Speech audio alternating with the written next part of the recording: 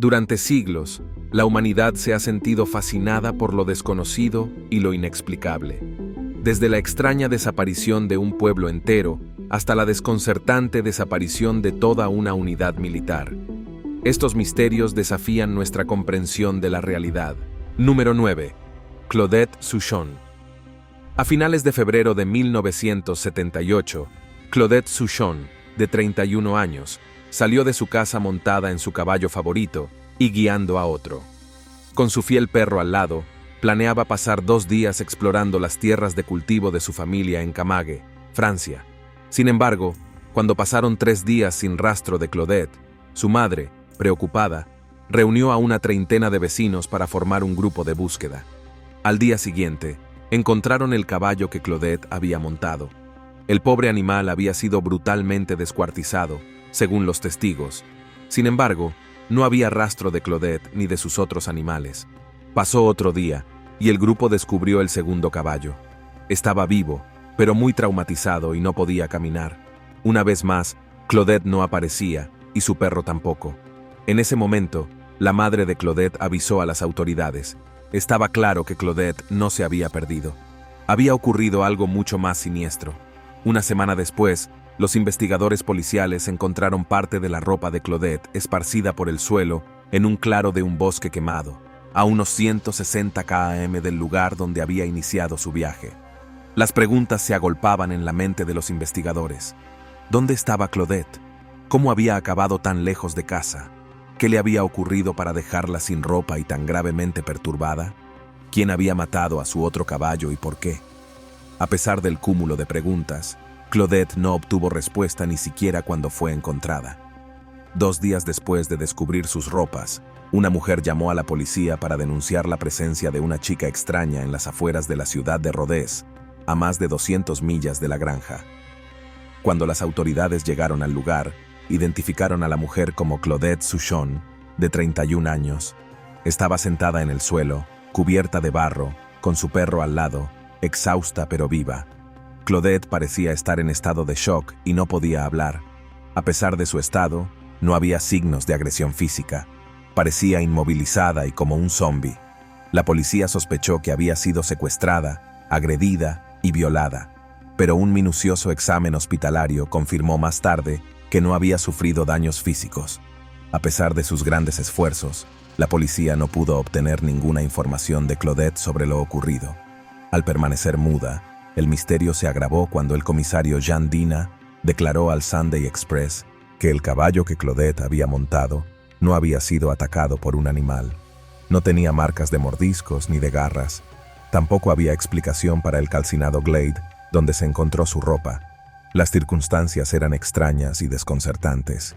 El caso de Claudette Souchon ha sido muy debatido, y muchos dudan de su autenticidad debido a la falta de registros.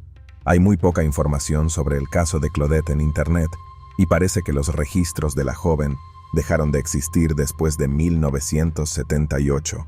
Algunos creen que la historia podría ser producto de la imaginación de alguien. Dada la escasez de detalles y el abrupto final de los registros, parece extraño inventar una historia así. Pero es posible que la verdadera historia de Claudette Souchon siga siendo un misterio para siempre. Número 8. La tumba de Gengis Khan. Gengis Khan es recordado como el mayor conquistador de la historia, un hombre que transformó las dispares tribus nómadas de Mongolia en una fuerza formidable. Dirigió a sus guerreros unificados en una extraordinaria campaña militar a través del continente euroasiático, conquistando las estepas de Asia Central, el norte de China y el norte de Persia. Sus sucesores continuaron sus conquistas y crearon el mayor imperio terrestre de la historia, expandiéndose por Rusia, el resto de China y Oriente Próximo. Sus descendientes, entre ellos Timur y Babur, fundaron los imperios Timúrida y Mogol, respectivamente. A pesar de su inmenso poder, Gengis Khan no era inmortal. Murió en agosto de 1227 en circunstancias misteriosas. Algunos sugieren que sucumbió a una enfermedad, a heridas de caza, a una herida de batalla, o quizá falleció tranquilamente mientras dormía. Tras su muerte, su cuerpo fue trasladado a Mongolia. Allí se construyó un gran mausoleo en su honor, un lugar de veneración para los mongoles de todo el mundo. Sin embargo, Este mausoleo no es su lugar de descanso real, es simplemente un monumento conmemorativo. Entonces, ¿dónde está enterrado Genghis Khan? La verdad es que nadie lo sabe. Pidió un entierro tranquilo, sin marcas ni señales, dado que desobedecer al gran Khan, incluso en la muerte, era impensable. Sus deseos se siguieron al pie de la letra. Se cree que su cuerpo fue devuelto a Khenti, al este de Mongolia, cerca del río Onon, donde nació. Pero sin excavar cada centímetro de Mongolia, encontrar el lugar exacto de su entierro sigue siendo una búsqueda difícil. Según la leyenda, 2 personas asistieron a su funeral, pero fueron asesinadas por su ejército para mantener el lugar en secreto. Al parecer, el ejército fue asesinado por su escolta, que a su vez mató a todos los que encontró en su camino antes de suicidarse. Aunque es probable que esta historia tenga más de mito que de realidad, subraya el deseo de Genghis Khan de que su última morada permaneciera oculta al mundo.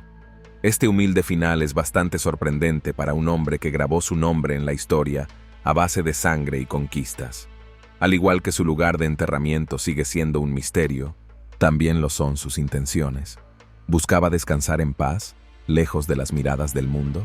¿O fue otro movimiento estratégico de un maestro de la táctica? Solo podemos especular, como todo lo demás, sobre su misteriosa vida y muerte. Número 6. El alienígena de Atacama.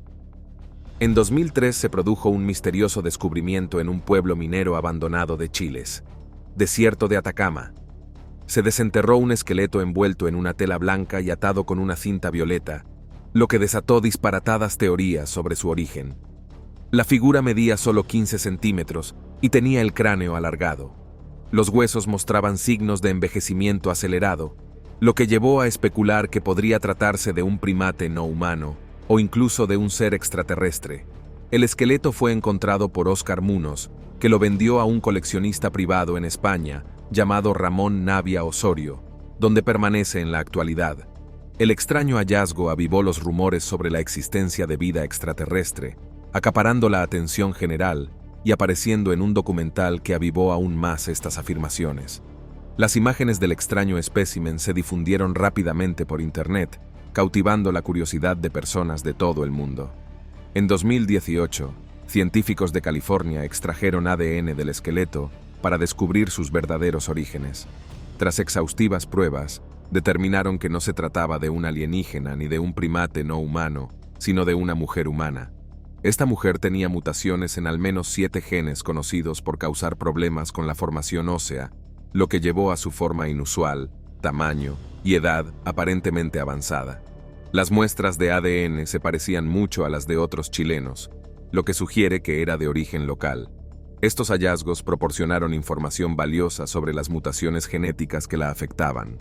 Los científicos creen que este descubrimiento puede ayudar a futuros pacientes con defectos similares, ya que pueden desarrollarse nuevas terapias y medicamentos basados en estos conocimientos genéticos. Lo que empezó como un misterio en el desierto se ha convertido en un gran avance de la ciencia médica, que arroja luz sobre enfermedades genéticas raras y ofrece esperanzas de mejorar los tratamientos. La historia de este diminuto esqueleto es una fascinante mezcla de historia, ciencia y la perdurable búsqueda humana de la comprensión. Número 5. Ambrose Bierce.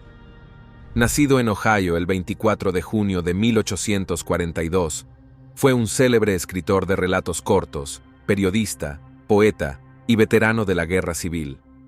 Hoy en día, sus obras son célebres, en particular sus relatos de terror, historias que reflejan su fascinación de toda la vida por la muerte. Esta preocupación por la mortalidad ha añadido una intrigante capa a su misteriosa desaparición, cautivando a los entusiastas del verdadero crimen. El 19 de octubre de 1371, Ambrosio, recién divorciado, volvió a disfrutar de su libertad. Al parecer, empaquetó sus pertenencias, montó a caballo y abandonó Washington, D.C. para volver a visitar sus antiguos campos de batalla de la Guerra Civil. En diciembre ya había viajado por Luisiana y Texas para acabar cruzando a México por El Paso. En medio del caos de la Revolución Mexicana, algunos relatos sugieren que Ambrose se unió al ejército de Pancho Villa como observador, viajando hasta Chihuahua. Las razones de su interés por la revolución siguen sin estar claras. ¿Estaba investigando una nueva historia o buscando una entrevista con el general? El escéptico e investigador paranormal Joe Nicoll señaló que Ambrose, aquejado de asma y que ya no montaba a caballo, podría no haber emprendido un viaje tan agotador. Sin embargo, las pruebas sugieren que sí llegó a Chihuahua, ya que envió una carta fechada el 26 de diciembre de 1913 a su amiga y colega escritora Blanche Partington, en la que decía: «En cuanto a mí, parto de aquí mañana hacia un destino desconocido». Esta carta, sin embargo, nunca se ha encontrado. Otras fuentes afirman que su última correspondencia iba dirigida a su hija, no a Blanche. Tras esta última nota, Ambrose Bierce desapareció y nunca más se supo de él. Los informes sitúan su última aparición en enero de 1914 en Chihuahua. A pesar de una investigación oficial sobre su desaparición, nunca se descubrió rastro alguno de él. Los hombres de Pancho Villas fueron interrogados tanto en el momento de la desaparición de Ambrose Bierce como posteriormente, pero sus relatos fueron contradictorios, lo que dio lugar a diversas teorías sobre el destino del escritor. Algunos creen que Bierce se quitó la vida y que la carta fue un ardid de Bierce o de un desconocido. Conocido por su carácter irascible, malhumorado y grosero, se especula con la posibilidad de que se enfrentara a Villa, lo que provocó su muerte. Otras teorías sugieren que Bierce vivió sus días en el anonimato, murió sin ser identificado, en un manicomio, o fue asesinado durante un asedio mexicano. Un dentista de California afirmó que habló con Villa bajo el pretexto de ser enemigo de Bierce y quería saber su destino. Villa supuestamente dijo que el hombre de 71 años no le molestaría más. Un soldado estadounidense también afirmó que Bierce fue asesinado por combatientes federales mexicanos mientras bebía en una cantina de un campamento minero llamado Sierra Mojada. En 2002, un periodista descubrió una antigua carta al director de un periódico local de Texas. El autor de la carta relataba que había recogido a una anciana autoestopista llamada Ambrosia, que parecía enferma y frágil. El autoestopista hablaba de los libros que había escrito, entre ellos uno con el diablo en el título, probablemente refiriéndose a la famosa obra de Bierce, El Diccionario del Diablo. Según la carta, Ambrosia no sobrevivió al viaje y sucumbió a una neumonía en enero. Su cuerpo fue enterrado en una tumba sin nombre en Marfa, Texas. A pesar de las intrigantes historias, hay pocas pruebas concretas que confirmen la presencia de Bierce en México o su destino final.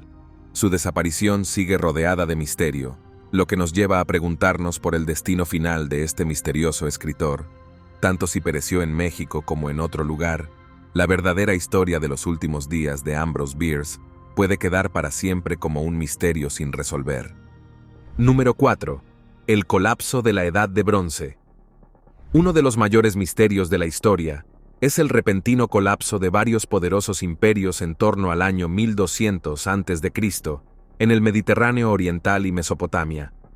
Nombres como los hititas, los babilonios y los griegos micénicos pueden sonar familiares. Eran las potencias de su época, con grandes poblaciones y una influencia formidable. Sin embargo, en un lapso de 50 años, estas grandes civilizaciones desaparecieron casi por completo.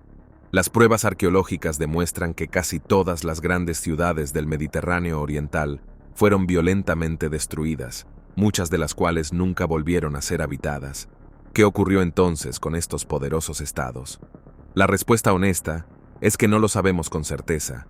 Aunque hemos avanzado mucho en la comprensión del colapso de la Edad del Bronce, las razones exactas siguen siendo difíciles de determinar. Los historiadores han propuesto una teoría conocida como la teoría del colapso de los sistemas para explicar este misterioso periodo. Esencialmente, esta teoría sugiere que todo lo que podía ir mal fue mal, simultáneamente, lo que llevó a un colapso total de la sociedad. Imaginemos que Internet se colapsara, a lo que seguiría la caída de las cadenas de televisión y el cierre de todos los Starbucks. Se crearía el caos y se alteraría la vida cotidiana. Durante este periodo, probablemente hubo varios factores que contribuyeron. Las hambrunas y los desastres naturales habrían puesto a prueba los recursos y debilitado a estas sociedades. Además, hubo una importante escasez de estaño, un componente crucial del bronce que era esencial para fabricar herramientas y armas en aquella época. La escasez de estaño habría paralizado a estas civilizaciones de la Edad de Bronce, dificultando el mantenimiento de su modo de vida. Bruce Campbell, a principios de abril de 1959, Bruce Nelson Campbell y su esposa, Melita, emprendieron un viaje desde su casa en Northampton, Massachusetts, hasta Jacksonville, Illinois. Se dirigían ansiosos a visitar a su hijo, Bruce Jr., y a celebrar el encuentro con su primer nieto. Lo que se suponía que iba a ser un viaje alegre, se convirtió en una serie de acontecimientos problemáticos. El viaje hasta Illinois fue largo y agotador. A Bruce, corredor de bolsa de 57 años, el viaje le resultó agotador. A medida que el viaje se alargaba, empezó a sentirse mal, desorientado y confuso. Preocupada por su marido, Melita hizo parar a Bruce y decidieron pasar la noche en el Motel Sandman, un pequeño establecimiento familiar situado en la calle Walnut de Jacksonville. Una vez que se registraron, Melita acostó rápidamente a Bruce. Bruce Jr. consiguió que un médico visitara a su padre, quien le recetó medicación para ayudarle a dormir. Por desgracia, la medicación no pareció funcionar de inmediato. Pasaron 2 días antes de que Bruce empezara a mostrar signos de mejoría. El 14 de abril, la pareja finalmente visitó a Bruce Jr. Aunque Bruce padre parecía racional, todavía estaba algo desorientado. Esa noche, Bruce despertó a Melita 2 veces, preguntando si su coche estaba cerrado.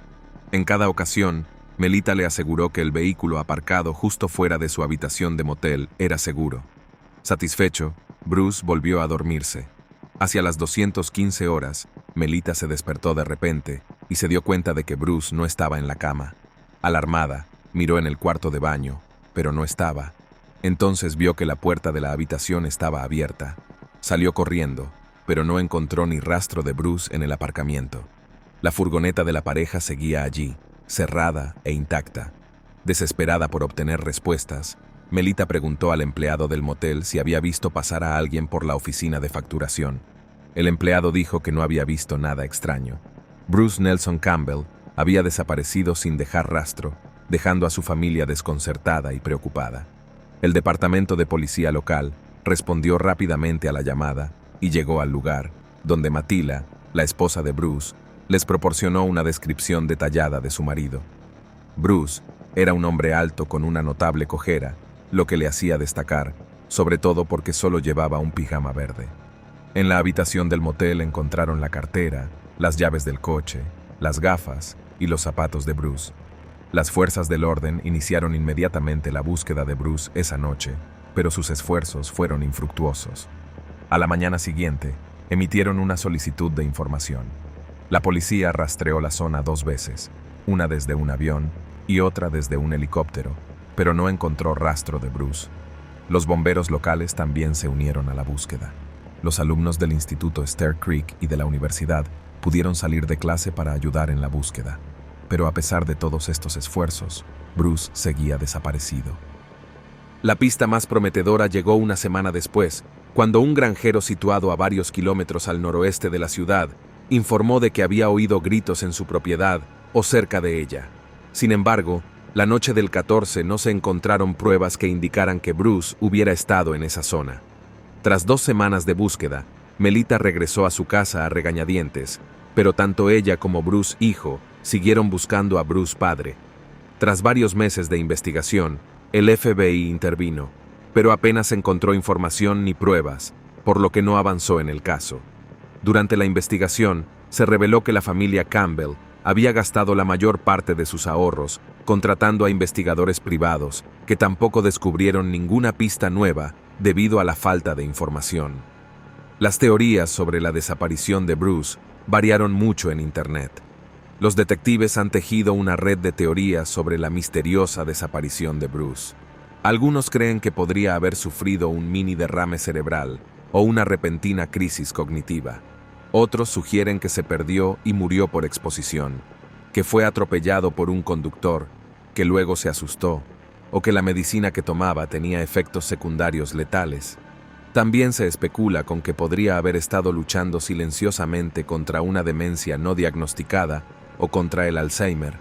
Sin embargo, todas estas ideas siguen siendo solo teorías. No hay pruebas que apoyen ninguna de ellas. En 1967, 8 años después de su desaparición, Bruce fue declarado legalmente muerto. Su esposa, Melita, que nunca supo qué le ocurrió a su amado esposo, falleció en 2004, aún sin respuestas. Número 3. El manuscrito Voynich. El enigmático manuscrito Voynich, un libro manuscrito del siglo XV que fue descubierto en el año 1912, ha sido y sigue siendo un misterio sin resolver que ha desconcertado a estudiosos, criptógrafos y entusiastas del misterio desde su descubrimiento. Según un criptógrafo que tuvo la oportunidad de examinar el manuscrito, lo que más le llamó la atención fue el gran número de palabras que, aunque comenzaban con las mismas letras, terminaban de manera distinta, todas ellas acompañadas de extraños e inexplicables dibujos de plantas no identificadas, mapas estelares y personas que parecen estar realizando rituales desconocidos.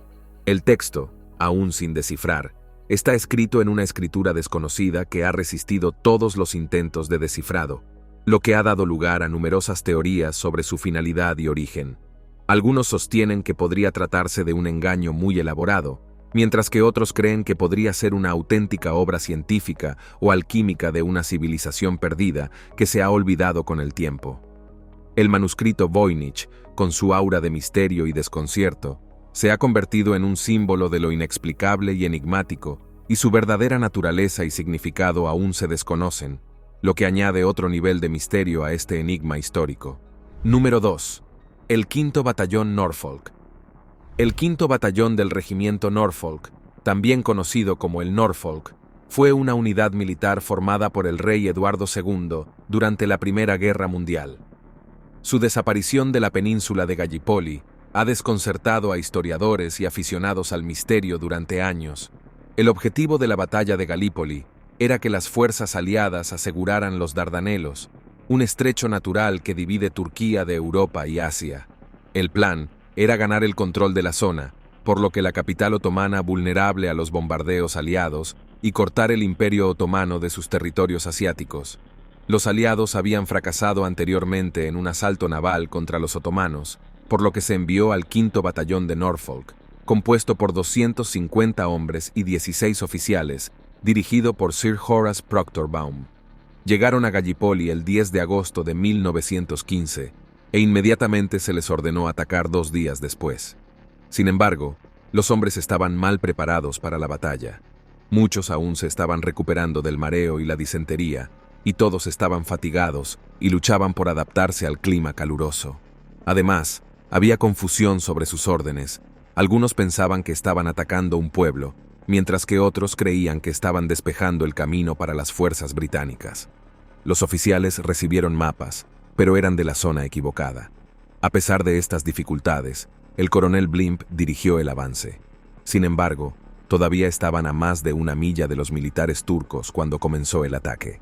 Como era de esperar, el asedio no tuvo éxito, ya que los hombres, deshidratados y mal equipados, no estaban preparados para un asalto a plena luz del día, sin los recursos necesarios.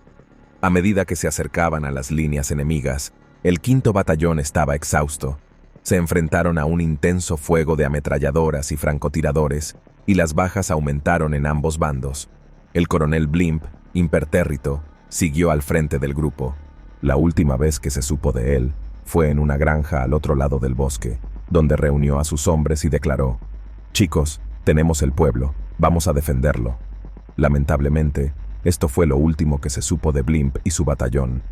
Las familias de los desaparecidos quedaron desoladas, y solo les quedaron teorías y especulaciones. La reina Alexandra, viuda del rey Eduardo VII, estaba especialmente ansiosa por descubrir la verdad. Se puso en contacto con la Cruz Roja y con un embajador estadounidense destinado en la zona, pero no se encontró rastro de los hombres en los campos de prisioneros turcos después de la guerra. En 1960, un antiguo marinero neozelandés contó su historia.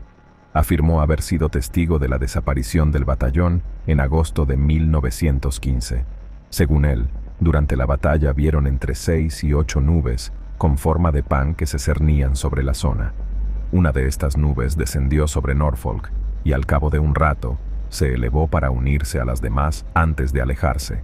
Sin embargo, su relato se considera poco fiable debido a las incoherencias de su historia.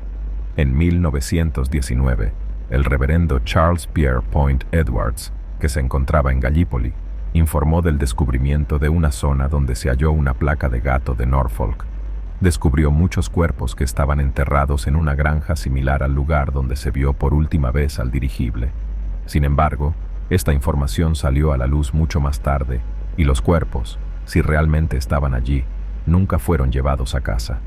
El informe del reverendo, por razones desconocidas, no fue creído, dejando el destino del 5º Batallón de Norfolk todavía un misterio. Número 1. La Legión Perdida. Viajemos unos 1000 años atrás, a la época del Imperio Romano. Fue una época en la que la historia empezó a aclararse, dejando atrás algunos de los relatos más míticos de civilizaciones anteriores. Aunque la historia romana sigue teniendo sus elementos legendarios, es relativamente más fácil distinguir la realidad de la ficción. Sin embargo, en comparación con la antigüedad, uno de los misterios más desconcertantes de la historia romana es el destino final de la Novena Legión. La historia de la Novena Legión comienza con Julio César, que heredó la legión cuando se convirtió en gobernador de la Galia Cisalpina, lo que hoy es el norte de Italia. César dirigió la Novena Legión durante las guerras galas y la Guerra Civil Romana. Tras salir victorioso, César disolvió la legión y asentó a sus veteranos en la campiña italiana. Más tarde, el hijo adoptivo de César, Octavio, llamó a estos veteranos para que lucharan en otra guerra civil y le ayudaran a convertirse en el emperador Augusto. A continuación, la legión se desplazó bastante, de España a Alemania y a Macedonia, antes de ser destinada finalmente a Britania. Estuvo presente durante la rebelión de Búdica en el año 60 y uno después de Cristo, donde sufrió una devastadora derrota.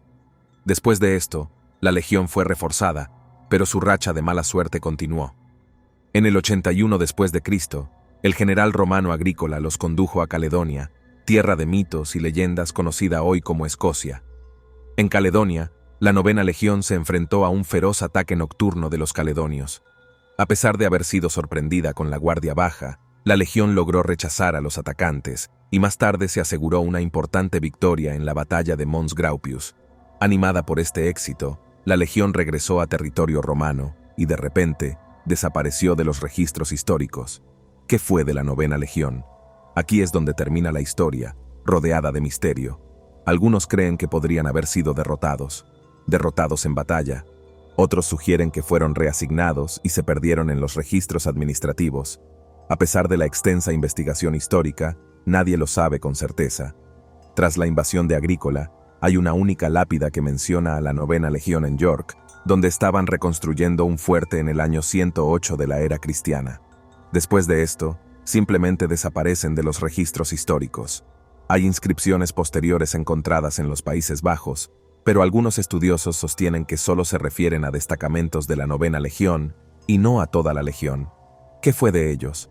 Una teoría dramática es que la novena marchó una vez más hacia la frontera caledonia, donde desapareció para siempre.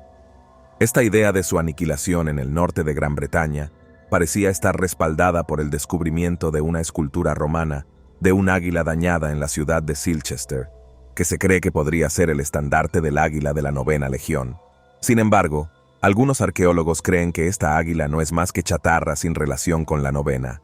Descartando la noción romántica de su trágico final, otras teorías proponen destinos diferentes para la Novena Legión.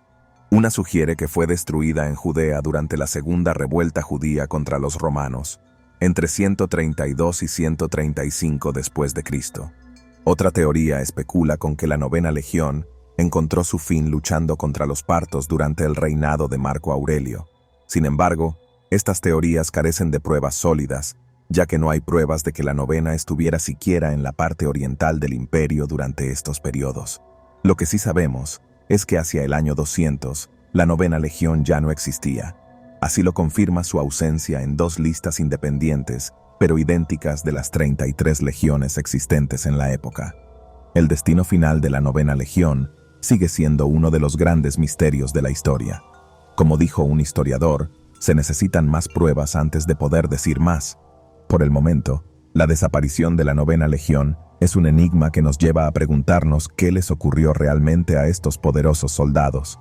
¿Tuvieron un final violento en las tierras salvajes de Caledonia ¿O se disolvieron en silencio y cayeron en el olvido?